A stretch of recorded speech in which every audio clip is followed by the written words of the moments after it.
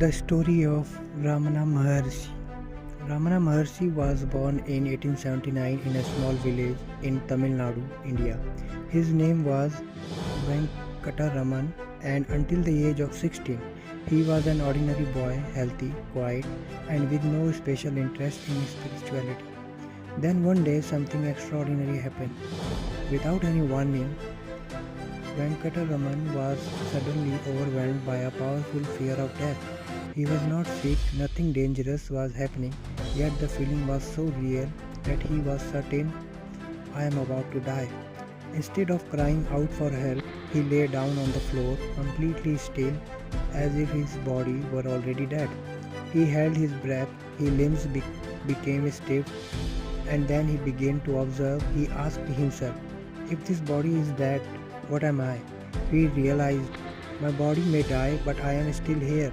I am aware of this body, so I cannot be the body. His attention turned inward, away from thoughts, away from fear, away from the physical form, and rested on a deep, silent sense of being.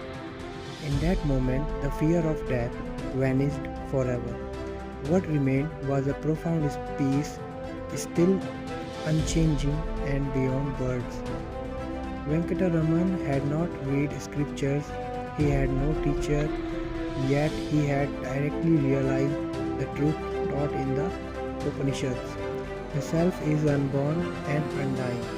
After this experience, the world no longer held the same attraction. A few weeks later, he left home quietly and traveled to Arunachala, a sacred hill he felt irresistibly drawn to. There he lived in silence. For years he spoke almost nothing. He sat absorbed in the self, indifferent to his body, food or comfort. Insects bit him, his body weakened, but his inner peace never changed. Slowly, people began to notice him. Seekers came from villages, from cities, and eventually from all over the world. They asked questions about life, suffering, God, and liberation. Often Ramana Maharshi answered without words. His silence itself was the teaching. When he did speak, he gave one simple instruction. Ask yourself, who am I? Not as an intellectual question, but as deep inquiry, turning the mind back toward its source. He taught that liberation does not come from effort, rituals, or beliefs, but from knowing who you truly are.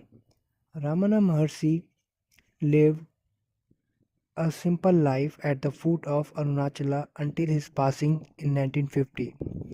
At the moment of his death, witnesses saw a bright light move toward the hill he loved, but those who understood his teaching knew Ramana did not go anywhere because the self he pointed to is timeless, formless, and ever present within you.